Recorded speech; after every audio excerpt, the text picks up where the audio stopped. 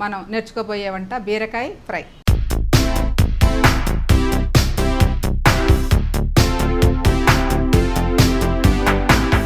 బీరకాయలు శుభ్రంగా కడుక్కొని ఆ తోలు తీసి వాటిని కోసేటప్పుడు మనం చేదు చూడాలండి జాగ్రత్తగా, లేకపోతే మధ్యలో చేదు వస్తూ ఉంటుంది. ఆ చేదు చూసుకుని మధ్య చక్కగా ముక్కల్ని రౌండ్గా కోసుకుని పెట్టుకోవాలి. ఓకే, బీరకాయ ఫ్రై తయారు చేసే విధానం మొదలు పెడదామండి.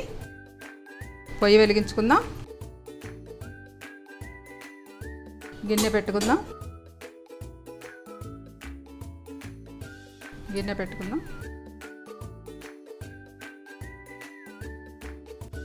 ఒక స్పూను, కొంచెం దీంతోనే మగ్గిపోతుంది, కొద్దిగా కాలే వరకు ఆగుదాం. కొంచెం మినపప్పు, స్పూన్ మినపప్పు, ఒక స్పూన్ ఆవాలు, ఒక స్పూను జీలకర్ర,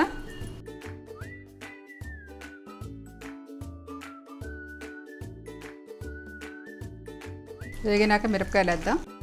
మిరపకాయ తొందరగా వేగిపోతుంది. ఈ తాలింపు గింజలు కొంచెం వేగినాక మిరపకాయలు వేద్దామండి.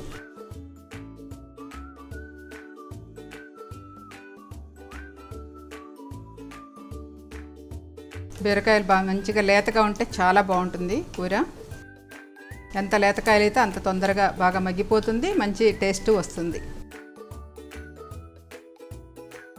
ఓకే, 2 మిరపకాయలు వేసుకుందాం. కరివేపాకు వేసుకుందాం. కరివేపాకు ఎప్పుడు కూడా దూసి పెట్టకూడదండి, మన చేతితో ఎప్పుడు దూసి వేయటమే మంచి పద్ధతి. సో ఇప్పుడు మనం మిరపకాయలు వేసుకోవాలి, బీరకాయలు వేసేద్దాం.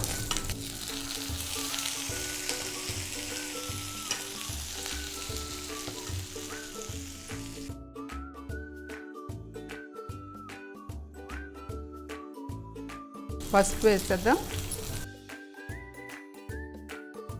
ఉప్పు కూడా వేసుకుందామండి, ఉప్పు తగినంత.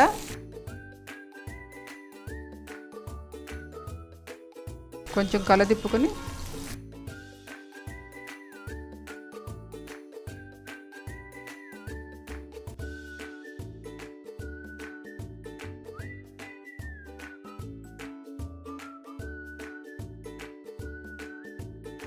బాగా కలిసే వరకు ఉంచుకొని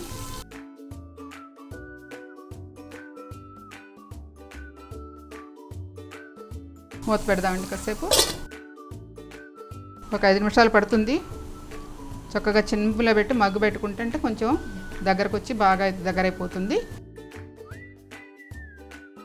బీరకాయ కూడా ముక్కలు పెద్ద పెద్దగా రౌండ్గా కోసుకుంటే చాలా బాగుంటుందండి. మామూలుగా మనందరం అడ్డంగా కోసి చిన్న చిన్న ముక్కలు కోసి ఉల్లిపాయ వేసి వండుతాము, కానీ ఈ విధంగా చేస్తే ఒక ఫ్రై లాగా ఉంటుంది.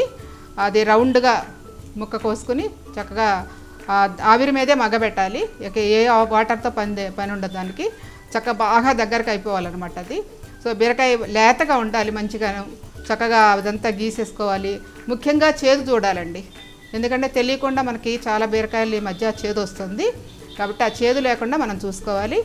బీరకాయని ఇంకా చాలా రకాలు చేసుకోవచ్చు మనం. బీరకాయ పప్పు చేయొచ్చు, బీరకాయ శనగపప్పు చేయొచ్చు, బీరకాయ పచ్చడి చాలా బాగుంటుంది, బీరకాయ పచ్చడి. సో ఈ విధంగా ఎన్నో రకాలు, ఒకే కూరగాయతోటి ఎన్నో రకాల వివిధ రకాలైన వంటలుగా చేసుకోవచ్చు. అది మన యొక్క ఆంధ్ర స్పెషల్ చెప్పచ్చు. అందులోనూ మన కృష్ణా జిల్లా స్పెషల్, గోదావరి జిల్లా స్పెషల్. సో మరి ఇది మగ్గుతూ ఉంటుంది, కొద్దిసేపు పడుతుంది కాబట్టి ఒకసారి మళ్ళీ తిప్పుదాము. చూసారు కదా, అలా ఇప్పుడు ఇందాక వేస్తాను, అప్పుడే కొంచెం మగ్గిపోతుంది. అప్పుడే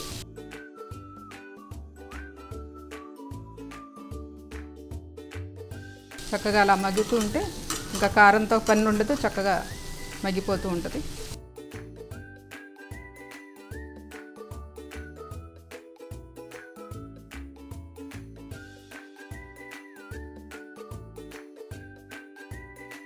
మూత పెట్టుకుందాం.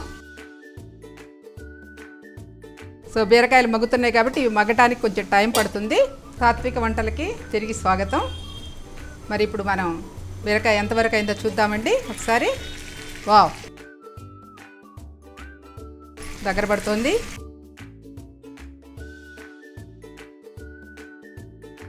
ముక్క చక్కగా మగ్గిపోయి బాగా ఎగిరిపోతే మనం కొంచెం నువ్వుల పొడి వేసేసుకునేవచ్చు.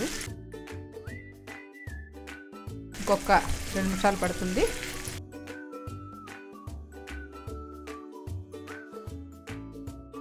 ఇలాగా చాలా సాత్వికంగా ఉండే వంటలంటేనే చక్కగా సార్ కూడా బాగా ఇష్టపడుతూ ఉంటారు. అలాగే రకరకాలుగా చేయమని ఎప్పుడు అడుగుతూ ఉంటారు. ఎప్పుడు మనం పరిశోధన చేయాలి. ఎప్పుడు ఒక స్పిరిచువల్ సైంటిస్ట్ అంటే ఒక ఆధ్యాత్మికతలోనే కాదు, వంటల్లో కూడా రకరకాలుగా చేస్తూ ఉండాలి, వివిధ రకాలుగా అని అంటూ ఉంటారు. నిజంగానే చాలాసార్లు ఆయన మీద ప్రయోగం చేశానండి. నేను చాలాసార్లు ప్రయోగం చేశాను ఆయన మీద. వచ్చినప్పుడల్లా కొత్త కొత్త వంట రుచి చూపించేదాన్ని. బట్ ఆయన కూడా బాగా ఎంజాయ్ చేసేవారు. నచ్చితే నచ్చిందని చెప్పేవారు, లేదంటే ఇంకొకలా చేస్తే బాగుంటుందని సలహా ఇచ్చేవారు. సో ఆ విధంగా మాకు గత 23 ఏళ్ళ నుంచి ఎన్నో రకాల వంటలు ఆయనతో నేర్చుకోవడము, మేము చేయటము అలా జరుగుతూ ఉండేది. ఒక విధంగా ఒక దగ్గర పడిందండి. మాకు పత్రికారి పరిచయం అవ్వకముందే మాకు ఒక 15 ఏళ్ల క్రితం మేము శాకాహారులు అండి. అదేవిధంగా రాఘవరావు గారు కూడా ఒక 5 ఏళ్ల క్రితం ఆయన శాకాహారులు అయ్యారు. కాబట్టి మా ఇంట్లో మాంసాహారం అనేది లేదు. కాబట్టి శాకాహార భోజనాలే మా ఇంట్లో. కాబట్టి సాత్విక వంటలు గత ఇంచుమించు 15 ఏళ్ల నుంచి ఇంట్లో జరుగుతున్నాయి. కాబట్టి పత్రికారు రావడంతో మాకు ఆ శాకాహారం అని అవన్నీ మాకు అలాంటి ఇబ్బందులు కలగలేదు. ఆయన వచ్చిన కాడి నుంచి రకరకాల వంటలు సరదాగా చేసుకునేవాళ్ళము. ఓకేనండి, ఇదిగో ఇంకా దగ్గర పడింది. దీనిలో కొంచెం ఒక చిటికెడు జీలకర్ర కారం వేసుకుందామండి. ఎక్కువ అవసరం లేదు, చిటికెడే. అంటే ఇప్పుడు ఎవరు పెద్దగా కారాలు కూడా తినలేదు కదా. సో ఇప్పుడు మనం నువ్వుల పొడి వేస్తున్నామండి. స్పూన్ నువ్వుల పొడి. ఓకే,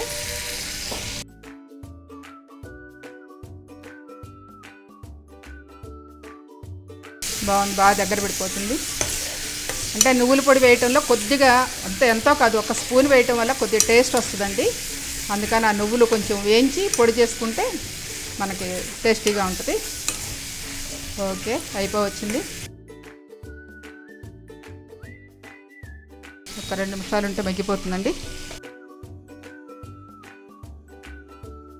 సో ఈ విధంగా రకరకాల కొత్త కొత్త వంటలు నేర్చుకుంటూ ఆయన మీద ప్రయోగాలు చేస్తూ మరి వచ్చినప్పుడల్లా అలా చేస్తూ ఉంటాము. అలాగే ఆయన లేనప్పుడు కూడా మేము కూడా చాలా ప్రయోగాలు చేస్తూ తింటూ ఉంటాము. బాగుంటుంది, వెరైటీలు చేసుకుంటే బాగుంటుంది కదండి. దగ్గర పడిపోయిందండి, అయిపోయింది.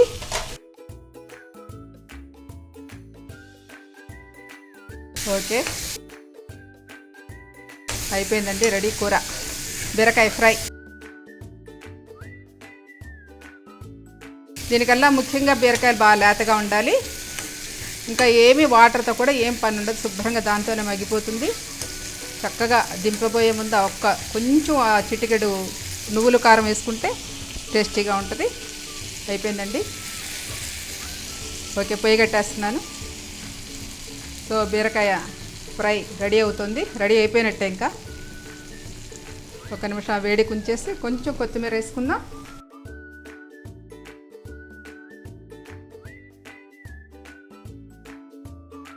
ఓకే అండి, అయిపోయింది. బీరకాయ ఫ్రై రెడీ. ఎంత సింపుల్గా ఎంత తొందరగా అయిపోతాయి చూడండి. ఎంతో కష్టపడతాం మన వంటలంటే, కానీ చాలా ఈ సాత్విక వంటలు అనుకుంటే చాలా తొందరగా అయిపోతాయి, చాలా తేలిగ్గా అయిపోతాయి, చాలా చక్కగా సునాయాసంగా సాత్విక్ ఫుడ్ ఎంతో హాయిగా ఆనందంగా తినొచ్చు. అది ఓకేనండి. బౌల్లో తీసుకుందాం మనం ఇప్పుడు.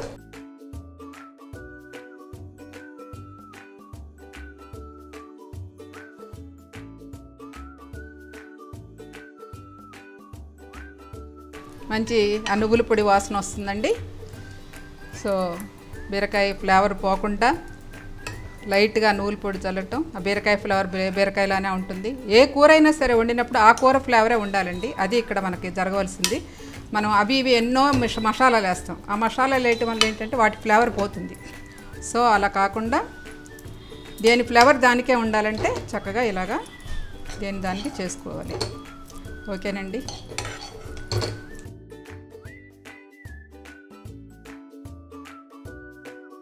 కొంచెం కొత్తిమీర అలా పెట్టేసి ఓకేనండి. బీరకాయ ఫ్రై బీరకాయ ఫ్రై రెడీ అండి. తాజాగా గమగమలాడుతూ ఉంది బీరకాయ కూర. మరి ఒకసారి చక్కగా కొత్తిమీరతో అలంకరించుకున్నాం. మరి ఒకసారి టేస్ట్ చూద్దాము. వేడిగా ఉంది కాబట్టి కొంచెం చల్లారినాక టేస్ట్ చూద్దాము. బీరకాయ కూర చక్కగా కొత్తిమీరతో అలంకరించి ఫ్రై రుచిగా కమ్మగా చక్కటి వాసన వస్తూ ఉంది. మరి మనం తినడానికి రెడీ. వా, బాగుందండి, సూపర్గా ఉంది. ప్లెజెంట్గా, హాయిగా, సాత్వికంగా, ప్రశాంతంగా ఉంది వంట. మరికొన్ని వంటలతో, సాత్విక వంటలతో మళ్ళా కలుద్దాం. నమస్కారం.